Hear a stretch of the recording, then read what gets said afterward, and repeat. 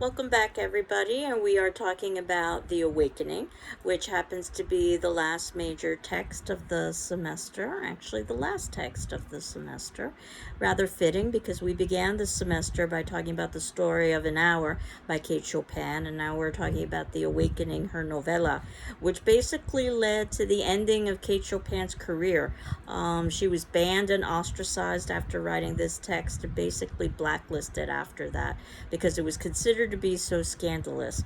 And even by contemporary standards, you can see how this text could be considered to be scandalous, where we've got a female character who basically leaves her husband and children to live an independent life, and then starts up with an affair with a playboy, Arabin, and basically feels guilty not because of what her husband and family might think, but because there's another man, Robert, that she happens to be in love with.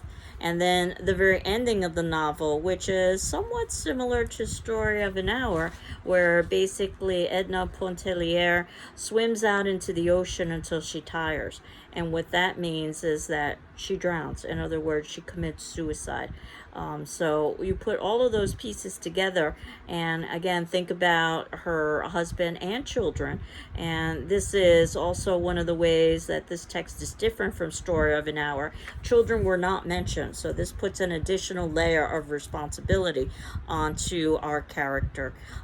And while we may perhaps sympathize and empathize that she feels trapped in relationship, it's also difficult to sympathize and empathize knowing that she has responsibility to children. So this is a complicated text. Chopin lived a very unorthodox life. She didn't like parties. Again, think about the world of persuasion, which was mostly made up of parties. She would read literature. She would smoke cigars. She would oftentimes walk alone, which was considered very dangerous. She insisted on privacy, dressed unconventionally. Her husband, by all accounts, supported all of this. And after her husband's death, she ran the family plantation. She was raised by women, her mother and her grandmother, and by all accounts, she had a very good marriage. When we read The Awakening, however, we have to wonder if, in one way or another, we have Kate Chopin expressing herself or just expressing the lot of female, or perhaps a combination of the two. And some of the themes in this particular text that are themes we've seen in other texts, and things that you could perhaps devote a paper to if you wanted to. This idea of self-respect and self-assertion, and independence. Um, Obviously, The Awakening, the title, is quite significant because we have Edna, who is experiencing an intellectual awakening, an emotional awakening, and perhaps most scandalous, a physical and sexual awakening. And that's also one of the ways this text was considered to be so scandalous, in that we are directly addressing the sexuality of female. There's a lot of symbolism in this text. We already know from Kate Chopin's The Story of an Hour that she's very fond of symbolism, particularly bird symbolism. And we see this right at the very beginning in book 1, where we get an image of a caged bird that's speaking some kind of incomprehensible language. And basically what it's saying is, get out. And basically this is a message for Edna to get out of this situation that she happens to be in, of entrapment. And of course, the bird in a cage can be released and fly, and that's something that Mademoiselle Reisz talks about in relation to Edna Pontellier, that she hopes that Edna has strong enough wings to be able to fly, and defy the convention of society. And we could say that by the ending, Edna probably doesn't, because ultimately what Edna realizes is that she's never going to be able to gain the independence that she so desperately craves. But we see this only at the ending of the text. At the beginning, we begin to see how she is awakening as an individual. And if you look at the notes below, we find out in book 3 that Mr. Pontellier is quite disappointed in his wife, right from the very beginning, because she doesn't seem to be that interested in his concerns. Not that he's interested in her concerns. And he wishes she were more attentive to the children. In other words, the children are viewed as her responsibility. And I'll go through some quotes that illustrate that. He also looks forward to leaving the family for excitement of work in the city. Again, showing how the house can be a kind of entrapment for female. We talked about this with Bertha Mason in Jane Eyre, for instance. And even Jane Eyre talked about how important it was for her to leave the house and do something that was rather active. But Edna doesn't have that option or opportunity, at least at the beginning of this text. When we think about other women and what they consider to be daring and risking, book 4, Madame Ratignolle, she is trying to select a candy, a bonbon, and she's afraid that the bonbon she's going to select would be too rich and would hurt her. So that's considered daring. And of course, we see Edna Pontellier completely shatter all of the expectations of her society with her own behavior. Lots of symbolism about water and the sea, that the ocean is seductive if you think about the movement of the sea going in and out. The sea is also symbolic of the womb, and what we've got is Edna Pontellier, who basically is growing up, basically. It's a rebirth for her. The sea cleanses and rejuvenates, and we talked a little bit about this with Story of an Hour, and the rain could cleanse and rejuvenate. And it also caresses and offers freedom and escape. One of the pivotal episodes in this text is where Edna learns how to swim. She's able to realize her position as an independent being. This is in book 10. It gives her a sense of independence and power. And tellingly, everyone else is trying to take credit for her achievement. In book 7, even something very subtle, such as Edna removes her collar and opens her dress at the throat, the idea is that she's looking for freedom. She has a passionless marriage to Mr. Pontellier, and again, after reading Persuasion, we can understand the kind of marriage that she might have had. And she's fond of her children in an uneven way, but doesn't feel this sense of great responsibility for them. Again, very scandalous even in today's world. Now, Mademoiselle Reisz, whom Edna meets in chapter 9, a very unusual woman because she's single, and she basically is independent and maintaining herself. And she's a musician, she's an artist, and she happens to play Chopin. Obviously, the author of this book is Chopin, so we're talking about a pun here about the musician Chopin. And Edna is struck by the passion of the music. Edna is somebody who has passion. We talked about this with Jane Eyre, who's filled with passion, but we see Edna's passion much more directly. And then there's that great battle of wills in chapter 11 when Edna and her husband are trying to decide who's going to go into the house first.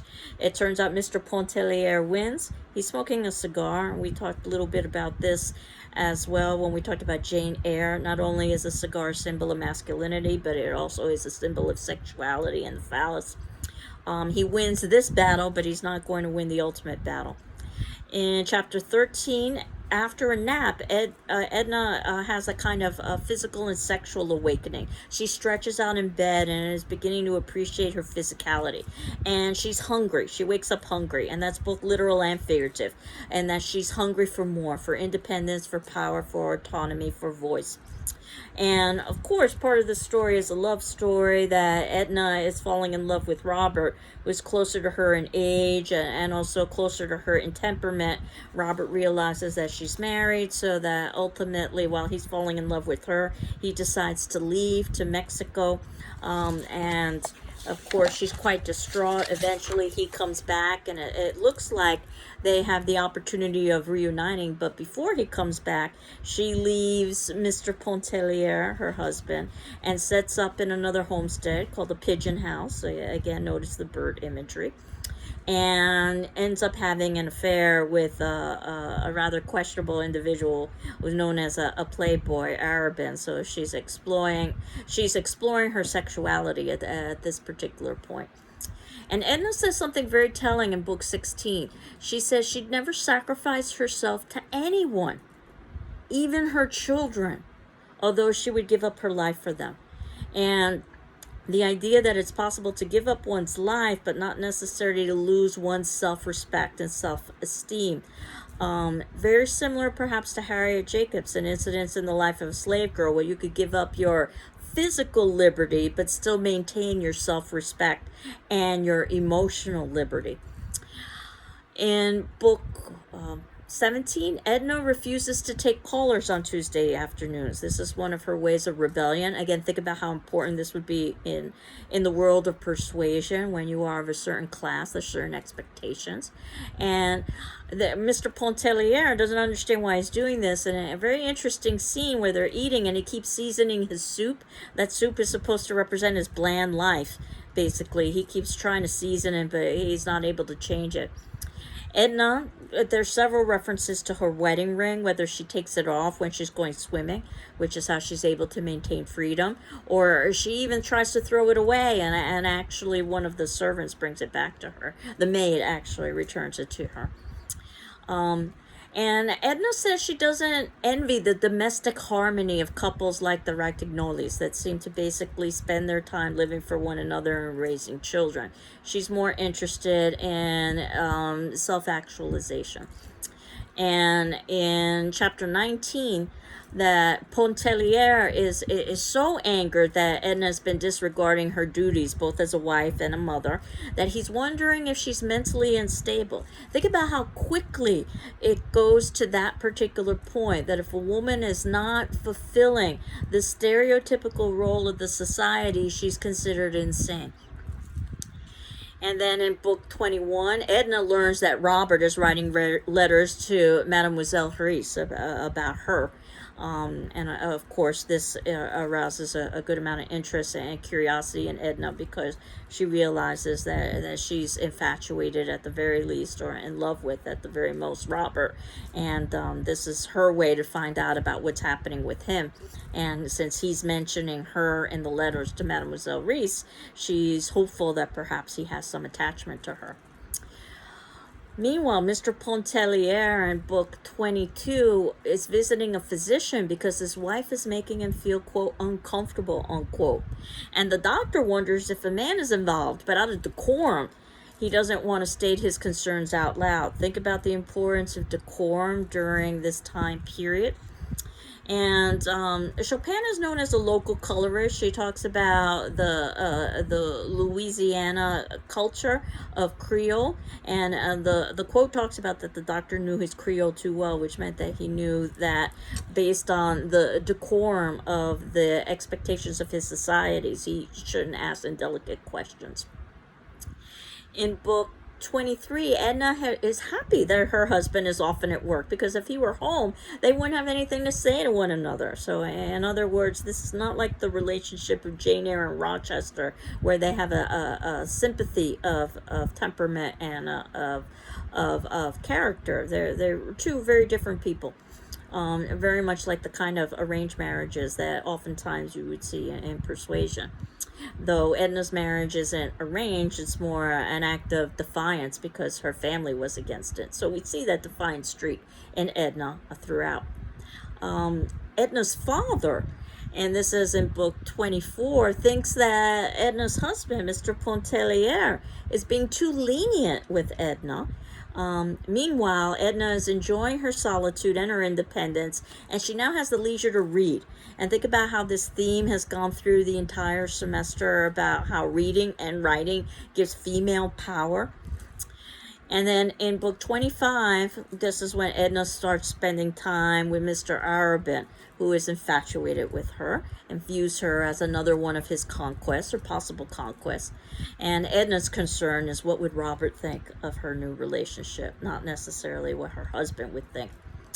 And then in book 26, Edna moves into that small pigeon house around the corner that she can afford on her own with the small inheritance and income she generates from selling her sketches.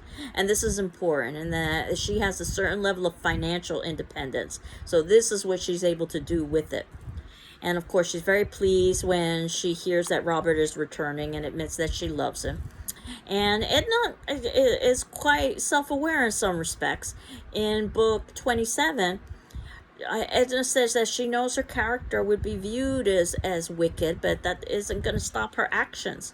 Arabin kisses her, she feels passion, and they basically consummate their relationship in book 25, 6, 7, 8, book 28. And Edna regrets that her lover isn't Robert.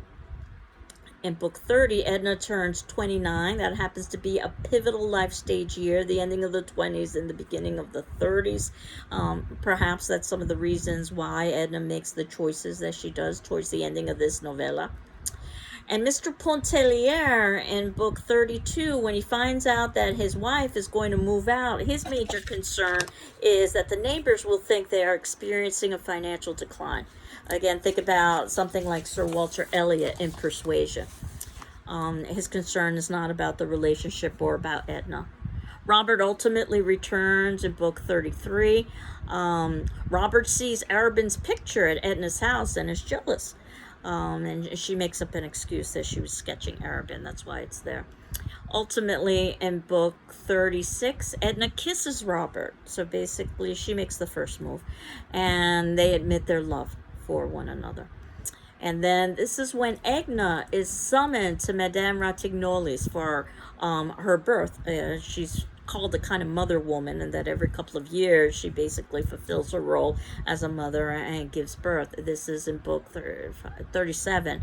And Edna is deliberately called by Madame Ratignolle because Madame Ratignolle is well aware that Edna has some feelings for Robert, and also has probably had a relationship with Arabin, and has certainly left her home. And one of the things that Madame Ratignolle says is to think of the children. And again, this is the complicated part of this book. We're supposed to empathize with Edna and her pursuit for freedom, much like we did with Mrs. Mallard, but the twist is that there are also responsibilities to children. And then when Edna returns home, Robert's gone, and he's left her a note saying goodbye because he loves her, that he realizes that they cannot continue their relationship. This is in chapter 38. And then in chapter 39, Edna realizes that she can't sacrifice herself for her children. Remember, she said that she would even give up her life for her children, but she wouldn't give up herself.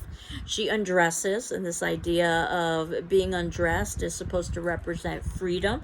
It also represents perhaps return to the womb, which is how we're born, undressed. She goes into the sea naked, and she swims until she's exhausted. And we aren't specifically told what occurs, just like we aren't told with something like Joy That Kills. We have to put the pieces together, but basically what she's done is that she has drowned herself.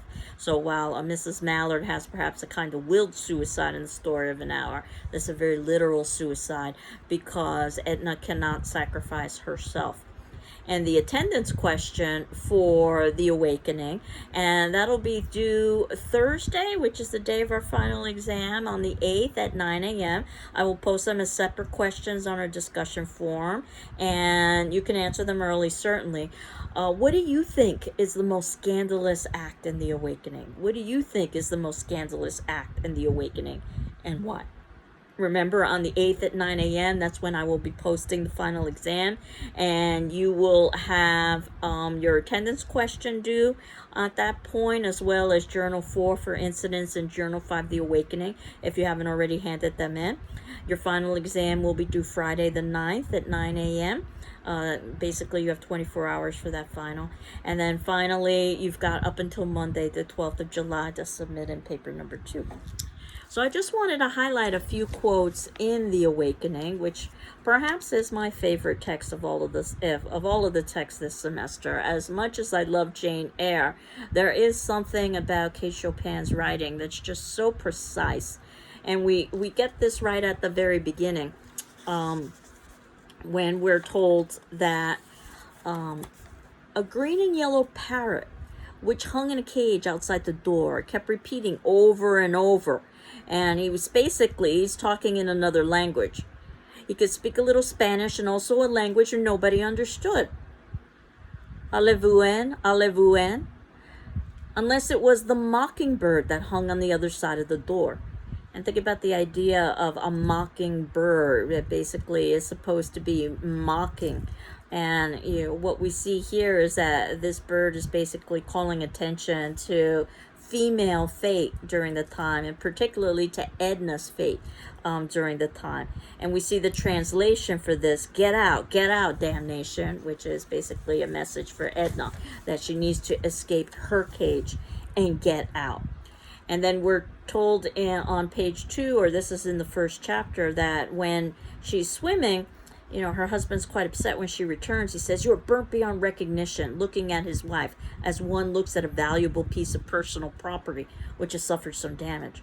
And we talked about the idea of property and human being as property when we talked about Harriet Jacobs or Linda Brent, and that was very literal, an incident in the life of a slave girl. But we know that that conception existed for female, and we've seen that throughout all of the texts that we've read this semester. And of course, while she's been swimming, she hasn't been swimming with her rings, and she holds her hand out, and basically he gives her rings, that symbol of marriage, and perhaps also entrapment, much like Harriet Jacobs was talking about the silver chain around the neck of her daughter that she didn't want, or the gold chain around the neck of her daughter that she didn't want, because it symbolized the bondage. And on page 5, this is where Mr. Pontellier, he thought it was very discouraging that his wife, who was the sole object of his existence, evinced so little interest in things which concerned him, and valued so little his conversation. And of course, we know that's not true. She's not the sole object of his existence at all. He's quite eager to leave, to go to work, or perhaps to go to the club and be with his friends. And this is when Edna talks about this indescribable oppression, which seemed to generate some unfamiliar part of her consciousness, filled her whole being with vague anguish. Again, it seems very similar to a Mrs. Mallard. And here on page 7 is when we find out that Mr. Pontellier is returning to the city because they've been vacationing, and basically Edna stays with the children while he comes during the weekend for their beach vacation, and then he goes off into the city during the week. He was returning to the city to his business, and they would not see him at the island until the coming Saturday. He had regained his composure, which seemed to have been somewhat impaired the night before. He was eager to be gone, and he looked forward to a lively week. And of course, that's something that female couldn't necessarily look forward to. That we learn on page 8, or in the 4th chapter, that Mrs. Pontellier was not a mother woman in the way that Medel Ratignoli was. This is where on page 9 she seemed at a loss to make a selection, but settled upon a stick of nougat, wondering if it were not too rich and could it possibly hurt her.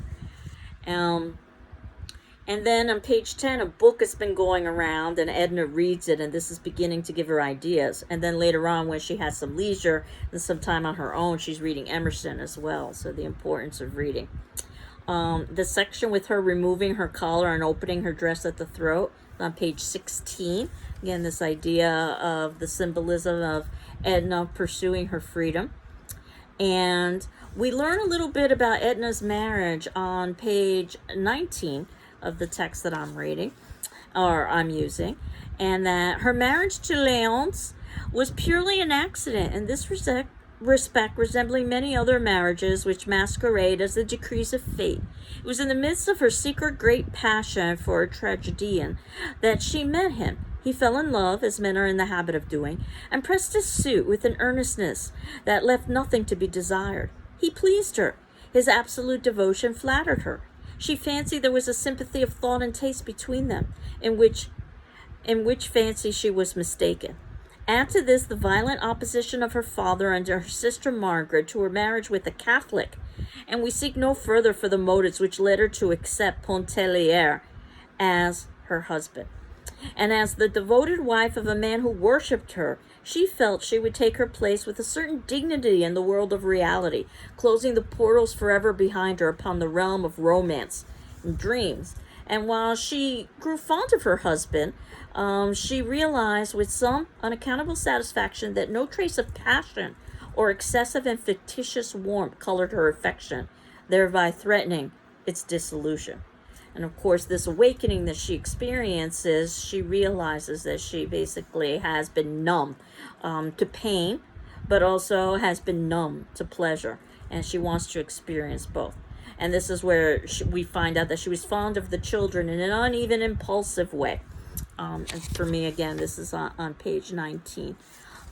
As we continue on, we find out about her being able to swim for chapter 10, or page 29 for me. But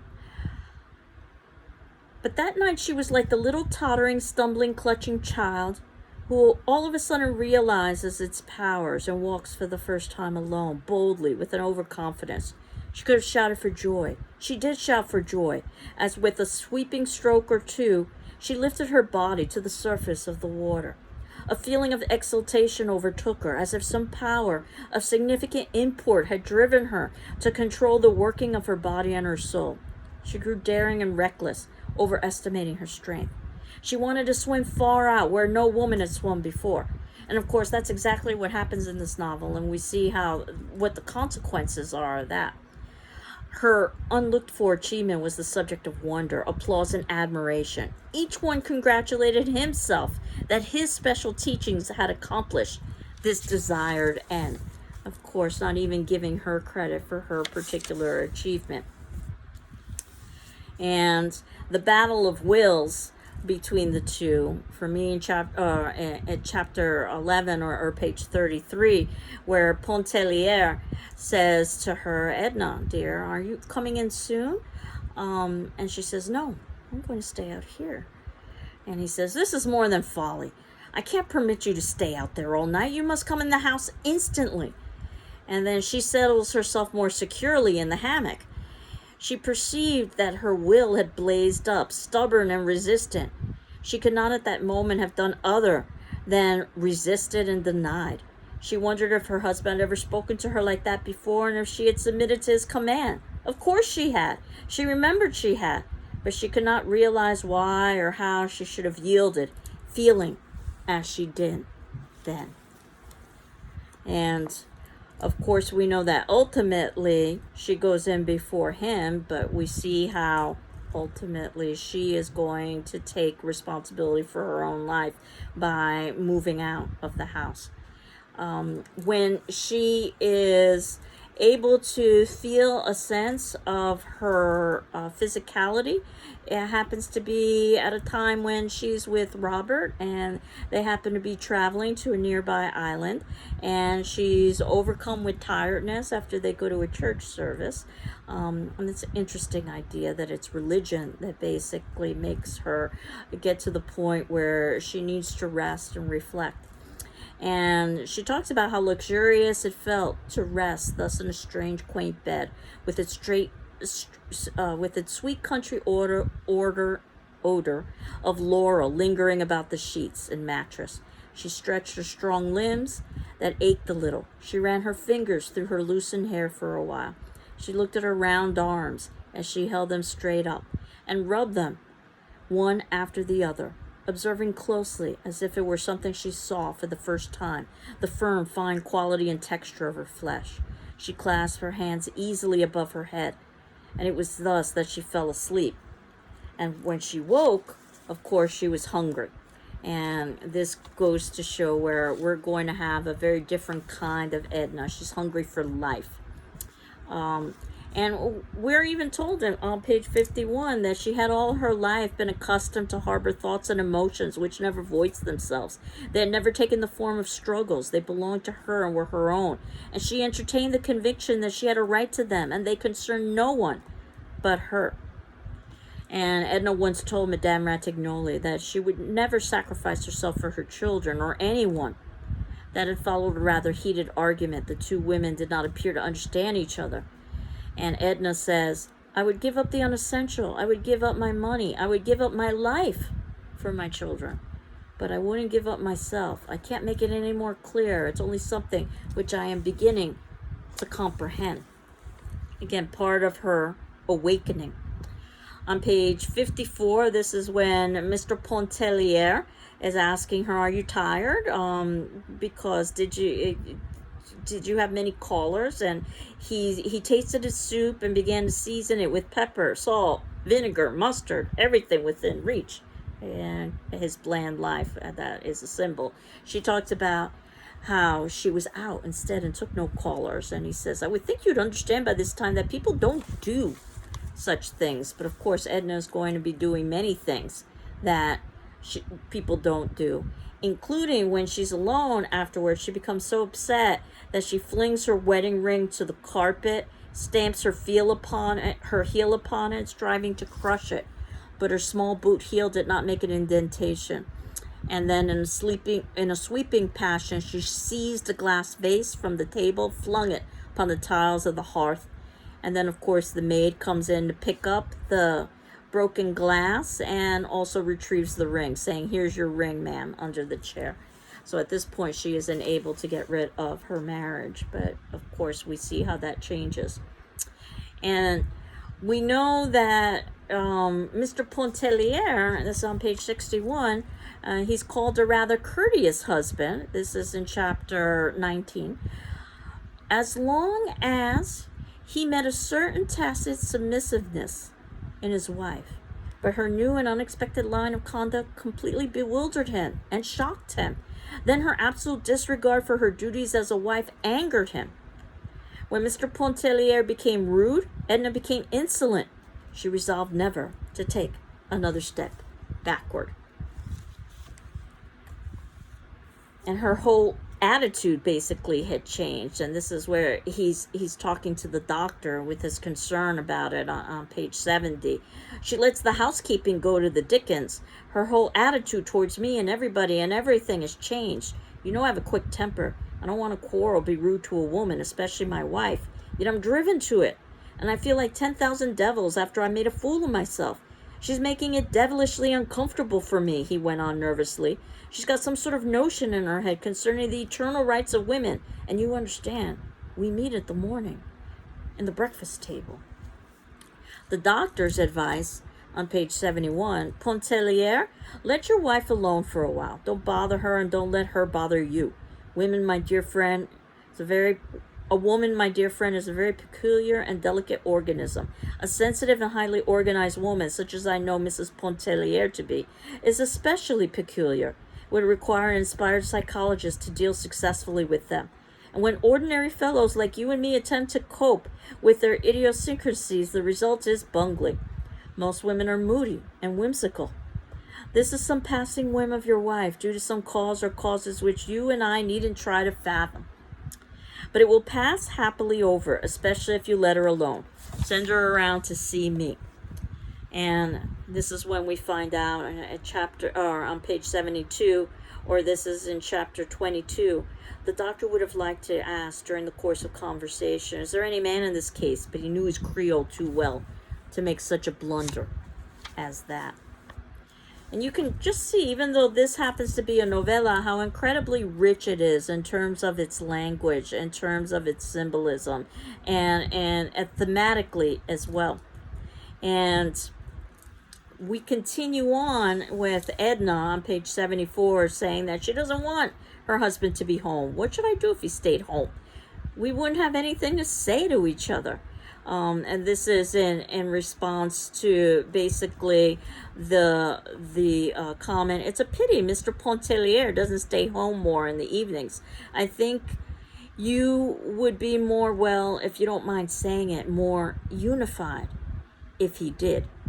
And again, we continue on with the father, basically Edna's father, saying that Léonce Pontellier on page 77 is saying, you're too lenient. Authority, coercion on what is needed. Put your foot down, good and hard. The only way to manage a wife. Take my word for it. And then afterwards, the colonel was perhaps unaware that he had coerced his own wife into her grave. And I can't help but think of Persuasion and the Elliots, if that was perhaps part of the reason why Walter Elliot's wife died. And then when we go on, we find out that she's going 2 steps away in a little 4-room house around the corner. This is on page 85. It's so cozy, so inviting and restful. Whenever I pass by and it's for rent, I'm tired looking after a big house. It never seemed like mine anyway, like home. It's too much trouble. I have to keep too many servants. I'm tired bothering with them.